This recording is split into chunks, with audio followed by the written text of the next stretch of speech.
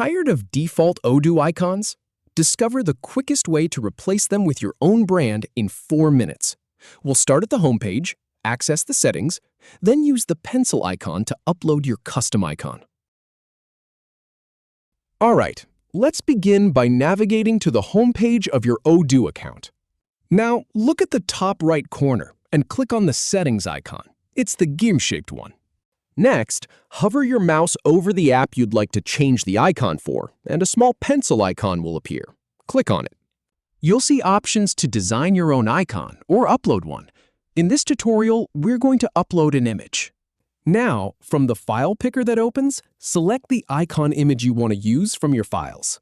Then simply click on Confirm to wrap things up, and that's how you do it. If you have any feedback or if any info is inaccurate, please leave a comment below.